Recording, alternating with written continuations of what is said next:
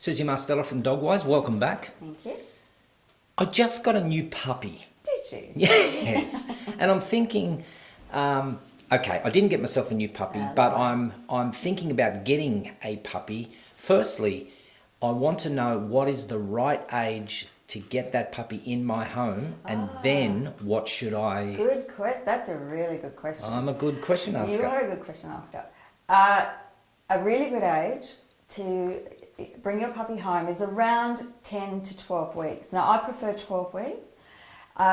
Some people get their puppies at 6 weeks. That's far, far too early. There's a lot of imprinting that's done for puppies, and generally the thought is from about 6 to 16 weeks of age is the window in which your puppy will learn everything it's going to carry for life. So good, bad or ugly, that's what your puppy will learn. So if you take a puppy away from its litter mates and its mother and you don't replace the education for that pup, things can get out of control really quickly and they'll develop behaviours that you won't be happy with. So around 12 weeks is good. Now I understand though that they might be out of that really, really cute puppy stage by then, but they're still cute. They'll still do their thing. They'll still be puppies, but they'll be a lot more trainable, if you want to use that as a word, for you, and they're less likely to manifest in an aberrant behaviour.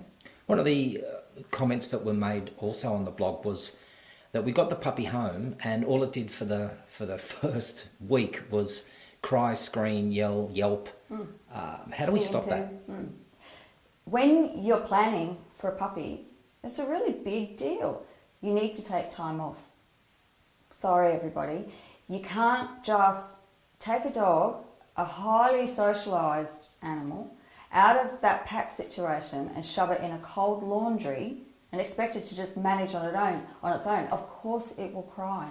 It will demand attention because it's missing all the things, the warmth, the smells, the sounds that it had when it was with its mother and its litter mates. So take 2 weeks off. Have that holiday and spend that time bonding with your puppy and replicating that environment.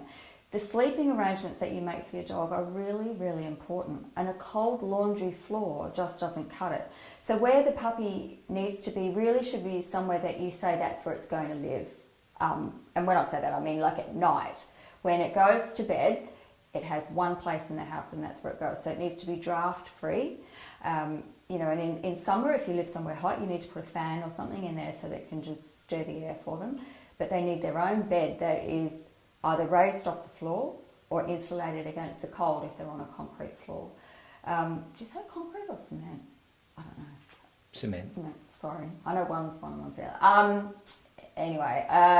So what about having the dog sleep on your bed? I'm not a fan of that. I think it's okay up to a point. If your dog is there by invitation only and you can tell it to get off the bed and it quite happily gets off the bed without telling you off, or more power to you, that's fine.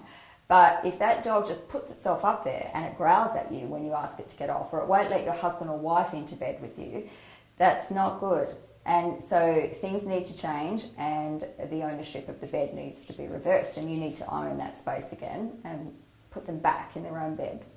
So I guess what you were saying earlier on in one of the earlier episodes is what's your tolerance level towards a dog? You've got to have a fairly high tolerance. Is that what you're saying? Yeah. Well, a high tolerance, but then a high tolerance for what? So you don't want to tolerate dominant behaviour from your dog. That's not good. You need to be able to recognise things like that. So you need to have a game plan, and everybody in your family, in the home, that's going to be dealing with that dog all needs to be working off the same page. So they all need to know what the rules are going to be. And if you don't want dogs on your furniture, that's what you start with from the beginning. That's fine. I'm totally with that. But they still need to be with you. So I often say to people, 4 on the floor. Or include them, but ignore them. All they want to do is sit at your feet. They're quite happy with that. Well, I want you to be prepared for the Twitter sphere to go off over the next week, because a lot of people, I think, will be saying, oh, it's all good and fine for Susie who can take 2 weeks off. Will she pay for my 2 weeks off? So how would you answer something like that? Plan for it. You're getting a puppy. You're investing in something that is a living, breathing, and in my opinion, a sentient being. And If you can't do that, if you can't give that puppy, that baby dog, 2 weeks of your time at the beginning, don't do it then.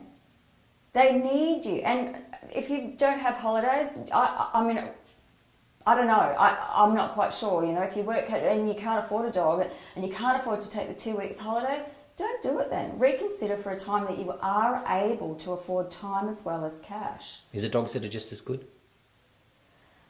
Oh, well, the dog's going to bond with the sitter, not you. So I guess it depends on your ultimate outcome, and you need to remember that when you buy a puppy, you're getting a dog. And the way that dog is shaped by you is entirely your fault, good or bad.